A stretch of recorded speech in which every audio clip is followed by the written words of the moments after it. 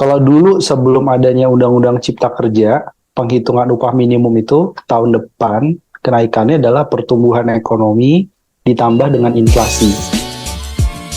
Hai sahabat TCID, kalian sedang mendengarkan podcast Suara Akademia. Ngobrol seru isu terkini bareng akademisi.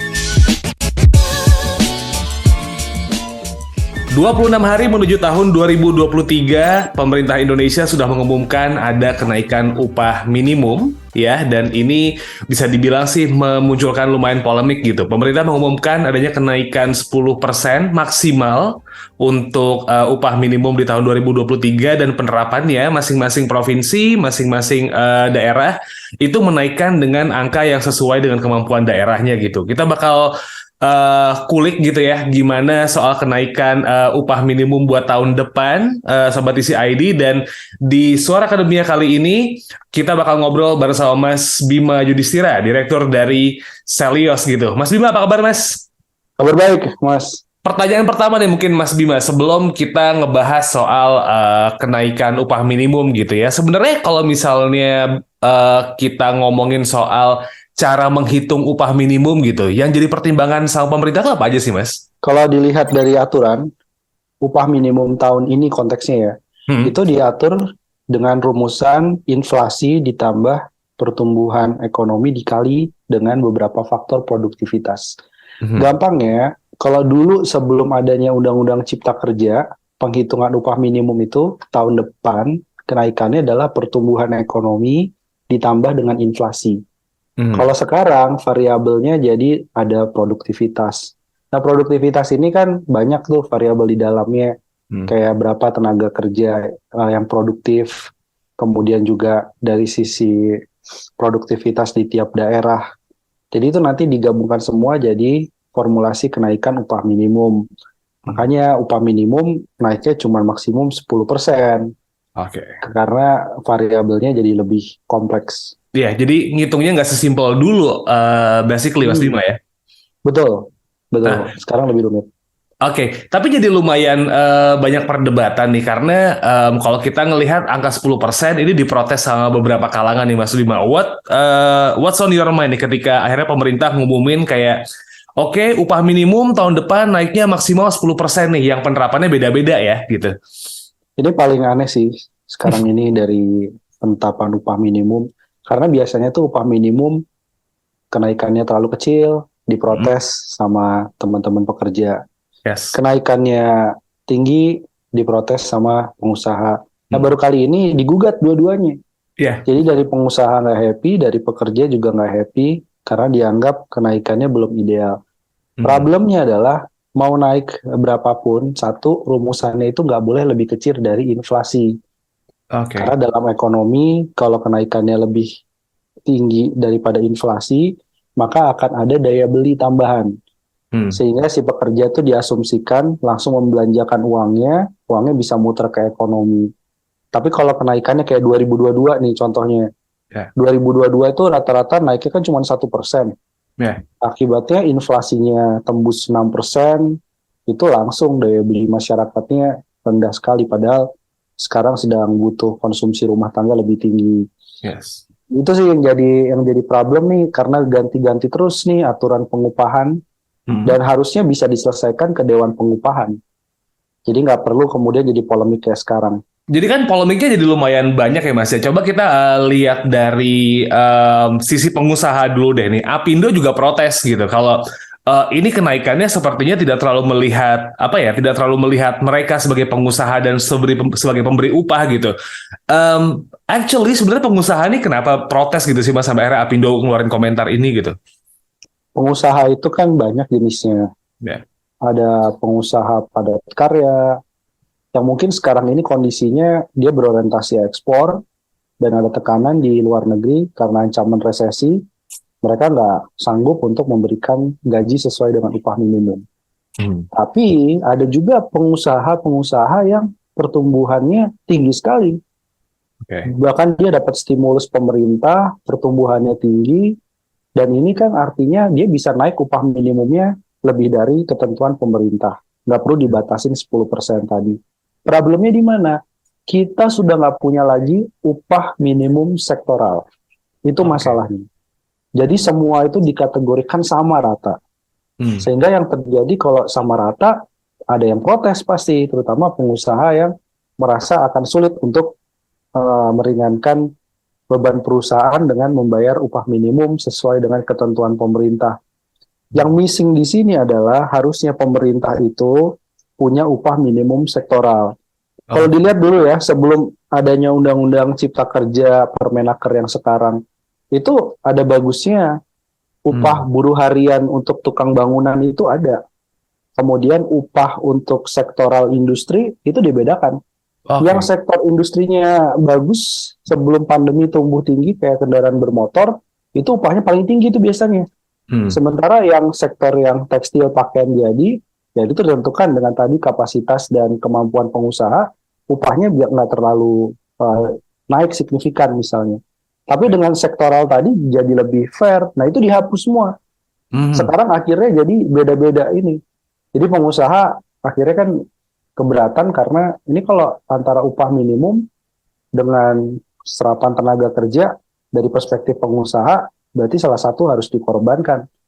Nah itu yang kemudian agak rancu di dalam aturan pemerintah sekarang. Jadi memang sebenarnya regulasi perubahan regulasi dengan munculnya Undang-Undang Cipta Kerja ini yang bikin akhirnya kenaikan UMP tahun 2023 jadi kayak semacam polemik yang semua jadi protes gitu ya Mas Bima ya? Ya, jadi membingungkan karena ketidakjelasan aturan di Mahkamah Konstitusi diputus inkonstitusional bersyarat. Berarti aturan turunan termasuk Permenaker yang terbaru 2022 harusnya nggak boleh ada. Karena di aturan MK itu perbaiki dulu undang-undangnya, baru boleh ada aturan turunannya. Tapi kalau misalkan tidak ada perbaikan dalam undang-undangnya, belum ada perbaikan, nggak boleh mengeluarkan aturan turunan. Nah, pertanyaannya Permenaker sebagai payung hukum dari upah minimum 2023 ke depan, itu apa payung hukumnya? Jadi kayak gampang banget digugat akhirnya. Jadi memang sepertinya masih banyak hal yang sifatnya payung hukumnya masih kudu dibenahi lagi gitu ya, Mas Bima ya? Iya, betul. Nah, kalau kita misalnya sekarang geser ke sisi pekerja gitu, ini kan juga mereka menganggap bahwa angka 10% maksimal ini juga sedikit membingungkan dan juga memberatkan untuk mereka hidup di tahun 2023. Kita berbicara soal angka ideal nih sebenarnya Mas Bima. Mas Bima juga sempat berapa kali ngeluarin statement bahwa 10% ini bukan angka yang lumayan ideal gitu, meskipun memang sepertinya bisa jadi tengah-tengah. Basically buat pekerja nih, idealnya naik berapa persen sih Mas? Idealnya naik di atas 11%. Oke. Gimana penghitungannya? Kalau saya penghitungannya menggunakan aturan sebelumnya, PP 78 2015. Kenapa? Karena pertumbuhan ekonomi ditambah dengan inflasi. Pertumbuhan ekonomi di kuartal ketiga terakhir kan 5,7%. Kemudian inflasinya dihitung dari September 2022 itu sekitar 5,4%. Jadi kalau ditambahkan itu ya sekitar 11% lebih. Jadi idealnya secara nasional ya itu nggak boleh ada yang di bawah kenaikan 11%. Itu satu. Yang kedua, bagaimana teorinya? Teorinya adalah upah minimum ini kan untuk stimulus konsumsi rumah tangga tahun depan. Apalagi kalau pemerintah sendiri bilang tahun depan ini kondisi globalnya buruk, kita harus mengandalkan konsumsi dalam negeri. Pendorong konsumsinya apa? Ya lewat upah. Dan teori upah ini kan banyak sekali studi, seperti studinya David Carter, peraih Nobel Ekonomi. Dia justru bilang, justru kenaikan upah minimum itu menciptakan kesempatan kerja baru. Bukan kenaikan upah minimum tinggi, kemudian terjadi gelombang PHK. Karena ketika upah minimumnya dinaikkan, pengusaha itu happy. Kita lebih banyak belanja. Ibaratnya kita pendapatannya naik. Masa kita larikan uang ke Swiss, atau ke Singapura, ataupun ke negara lainnya ya, ke tax haven kan enggak. Kita pasti belanjakan langsung di pasar dalam negeri ini, terutama untuk para pekerja yang baru 1 tahun bekerja. Uangnya berputar, kemudian pengusaha omsetnya naik, dia akan mencari karyawan baru. Itu studi empirisnya seperti itu. Jadi kalau misalnya pemerintah sekarang justru hanya menaikkan maksimum loh 10%, bahkan ada daerah kayak di Maluku Utara tuh kasihan. Maluku Utara itu kalau dihitung pakai PP 78, itu kenaikan upah minimum tahun depan 24%. Ya. Tapi ternyata kenaikannya itu cuma 2%-an. Itu sedih sekali tuh kawan-kawan yang ada di Maluku Utara.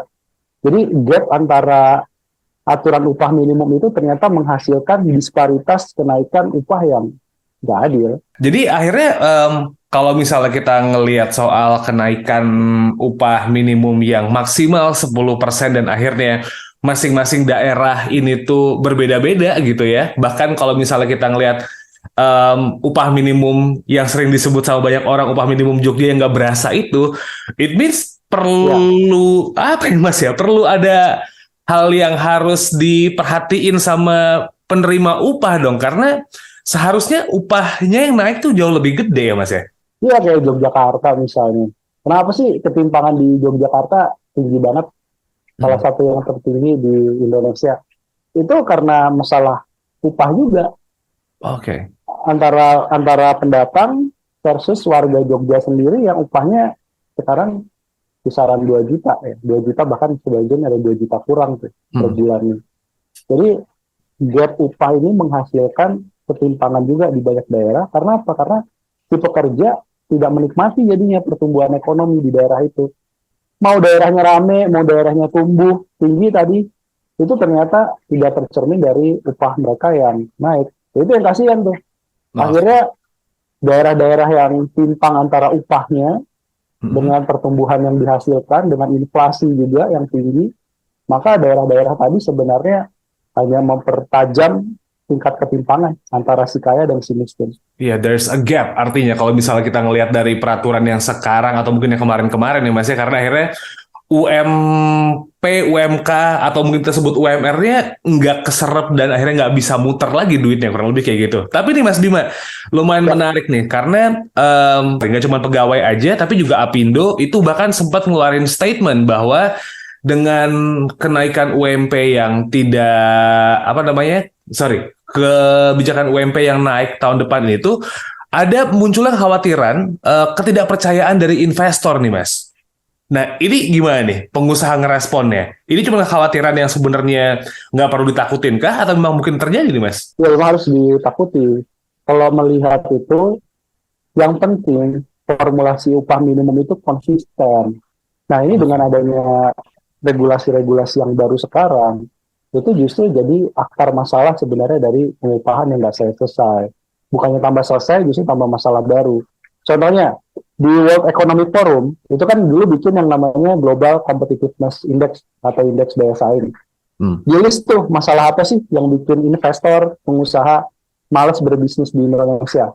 Ternyata masalah tenaga kerja itu kalah. Nomor 6 itu masalahnya adalah policy instability.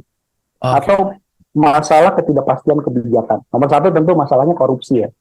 Tapi masalah nomor 6 yang lebih tinggi dari masalah ketenaga kerjaan itu justru instabilitas kebijakan.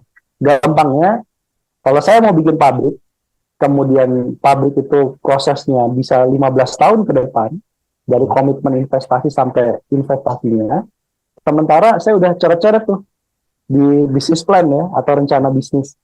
Upahnya sekian, berdasarkan regulasi sekian. Apa yang terjadi kalau saya nggak bisa memperkirakan kenaikan upah itu dalam 15 tahun ke depan karena regulasinya berubah-ubah. Sudah kondisi makroekonominya berubah-ubah, tapi regulasinya juga berubah-ubah. Jadi buat investor, mereka akan happy untuk cari negara dengan stabilitas kebijakan pengupahan. Jadi bukan angkanya yang diperdebatkan, tapi konsistensi kebijakan. Oke, so gimana pengusaha harus ngerespon nih Mas? Karena kayaknya kalau buat soal kebijakan, mungkin pengusaha bisa menyuarakan tapi tidak bisa terlalu mengubah banyak gitu. Dan pengusaha perlu ngerespon gimana nih? Ya, saya kira pengusaha juga sekarang kan banyak yang lagi menggugat ya di tata usaha Jakarta. Jadi banyak yang sedang menggugat aturan pengupahan ini. Tapi saya sih menghimbau teman-teman pengusaha, kalau memang dia bisa upah minimumnya di atas dari ketentuan regulasi, ya jangan dinepetin ke 10%. Atau di masing-masing daerah misalnya ada yang 7%, jangan di 7%. Kalau sektornya ternyata bisa menghasilkan lebih, maka bisa jadi upah minimumnya kenaikannya di atas ketentuan dari pemerintah. Itu yang sekarang bisa sih, karena pengusaha juga perlu dicerahkan juga bahwa kenaikan upah minimum di suatu daerah itu menguntungkan mereka juga sebenarnya. Oke. Kayak yang udah Mas Bima sebutin tadi ya, menguntungkannya karena nanti akhirnya duitnya juga muter ke produk-produk yang dihasilkan pengusaha itu tadi ya. Betul banget, betul. Nah, ini mungkin jadi pertanyaan terakhir saya nih Mas. Ini kan kalau kita lihat pengusaha diuntungkan gitu, dan sepertinya pekerja yang makin banyak deg-degan karena situasinya UMP-nya naiknya tidak terlalu baik, tidak terlalu besar angkanya, bahkan tidak sesuai dengan angka ideal di masa yang lagi banyak layoff juga dan ditakut-takutin sama tahun depan akan gelap gitu. 2023 akan jadi tahun yang akan sangat berat gitu. Dan buat para pekerja nih Mas, melihat kebijakan UMP ini dan ya angkanya juga tidak pasti, what should they do gitu. Kalau mungkin buat calon pencari kerja nih Mas, dengan angka yang ada sekian nih. Ya, jadi buat calon pencari kerja juga harus melihat ya secara sektor lagi, balik lagi ke sektor. Coba dilihat sektor apa yang punya prospek yang tinggi dari segi pengupahan. Apakah ke depan ini adalah balik lagi ke sektor kendaraan bermotor, tapi spesifik karena sedang banyak bangun pabrik mobil listrik, mungkin ke sana. Atau juga lihat kondisi perusahaan, kalau perusahaannya pakaian jadi, rame-rame PHK dan lain-lain, mungkin mereka masih buka lowongan kerja, tapi upahnya mungkin sangat rendah. Itu konsekuensinya. Jadi harus lihat sektor. Kedua, bagi para pencari kerja juga mungkin sekarang adalah era di mana kita tidak bisa bergantung pada satu perusahaan. Jadi kalau bisa, mungkin dia bekerja, tapi malamnya mau nggak mau dia harus buka warung atau jadi driver ojol untuk mencukupi tadi. Karena kalau hanya berdasarkan pada upah minimum, banyak pekerja mungkin nggak akan sanggup dengan biaya hidup yang tinggi, terutama di kota-kota luar Jawa tuh. Udah upah minimumnya kecil, inflasinya tinggi-tinggi. Jadi memang pekerja juga harus kreatif sih. Oke, jadi memang kalau kita berbicara soal upah minimum ini kayaknya jadi masalah yang lumayan rumit yang sekarang Mas Bima ya, dengan kehadiran Undang-Undang Cipta Kerja ya, karena perhitungannya berbeda ya kan, terus juga tadi tidak ada pengupahan sektoral ya Mas Bima ya, betul ya? Betul, tidak ada sama sekali.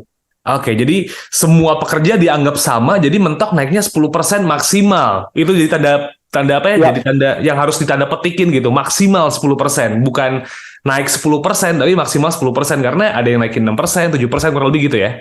Betul sekali. Oke, Mas Bima, ini polemik masih lagi ada gugatan gitu. Masyarakat juga masih kayak ngobrolin soal upah minimum ini. Mungkin dari Mas Bima, is there anything yang mungkin pengen disampaikan lagi nih Mas soal kebijakan pemerintah soal upah minimum buat tahun 2023 ini Mas Bima? Ya, pemerintah harusnya balik lagi ke PP 78 2015, di mana rumusannya pertumbuhan ekonomi ditambah dengan inflasi. Jadi tidak perlu banyak kompleksitas aturan atau formulasi upah minimum. Kedua, kalau ada pengusaha yang kesulitan membayar sesuai dengan ketentuan upah minimum, disitulah fungsinya pemerintah dengan bantuan subsidi upah. Terutama sekarang ke sektor-sektor yang padat karya. Bantulah mereka dengan subsidi upah sehingga gaji pekerjanya bisa mengejar kenaikan upah minimum tadi. Oke. Jadi memang banyak hal yang harus diperhatiin lagi ya Mas soal upah minimum ini, karena kalau memang akhirnya udah naik, udah ketok palu, rentetan ke belakangnya, domino efeknya bakal banyak juga ya kayaknya ya. Yap, semakin kecil kenaikan upah minimumnya, pertumbuhan di daerah nanti akan timpang. Oke. Kalau begitu Mas Bima Yudhistira, Director of Celios, thank you so much udah nyempetin waktunya buat ngobrol kali ini Mas di Suara Akademia ya Mas ya. Sama-sama Mas Syarif. Oke.